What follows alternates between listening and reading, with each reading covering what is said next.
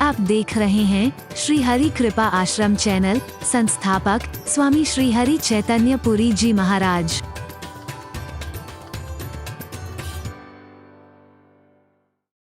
जहाँ की रीति सदा है, प्रीति जहाँ की रीति सदा, मैं गीत वहाँ के गाता हूँ। भारत का रहने वाला हूँ, भारत की बात सुनाता हूँ। है प्रीति जहाँ की रीति सदा, भारत माता की है प्रीति जहाँ की रीति सदा, मैं गीत वहाँ के गाता हूँ। भारत का रहने वाला हूँ, भारत की बात सुनाता हूँ। है प्रीति जहाँ की, हाथ ऊपर करके,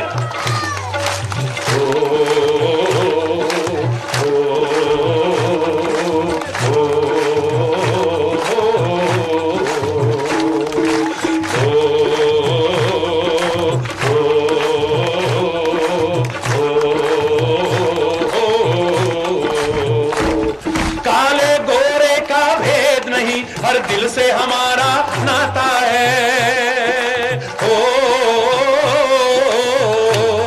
काले गोरे का भेद नहीं, हर दिल से हमारा नाता है। ओ कुछ और न आता हो हमको, हमें प्यार निभाना आता है। ओ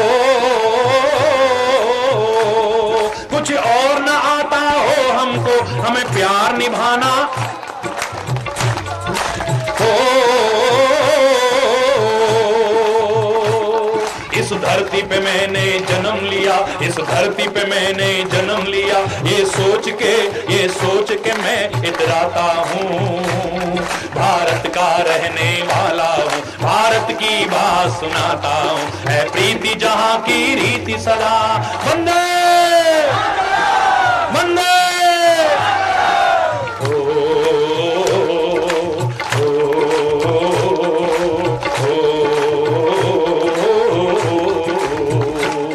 जीते हो किसी ने देश तो क्या, हमने तो दिलों को जीता है। हो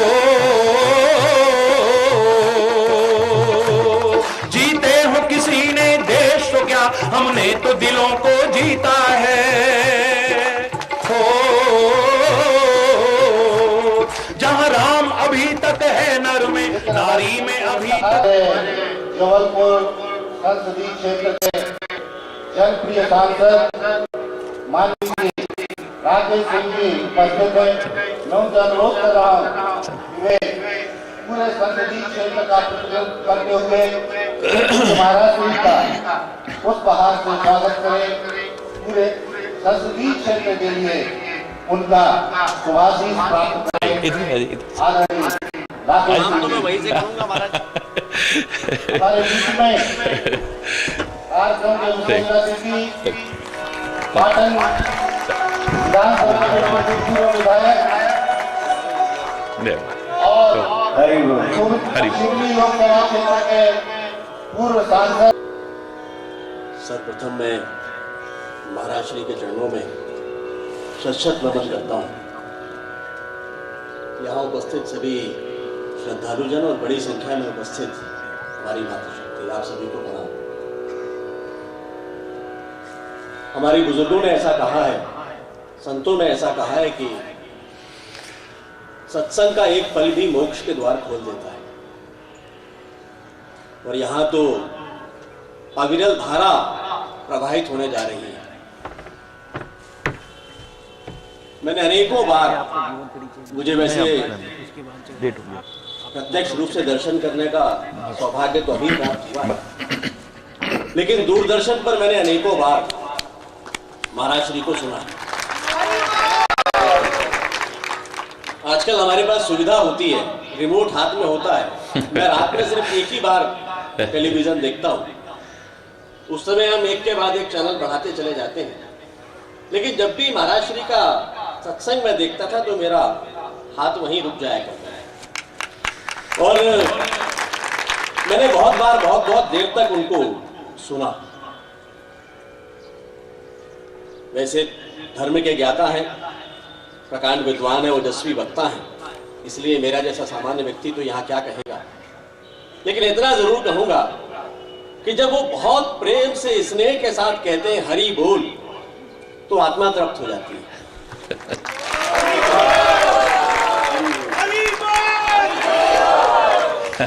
आज संक्रमण का काल है।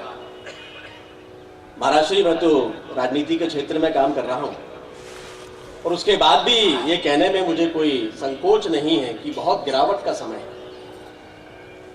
और इसलिए संस्कारों की हम सभी को बहुत आवश्यकता है।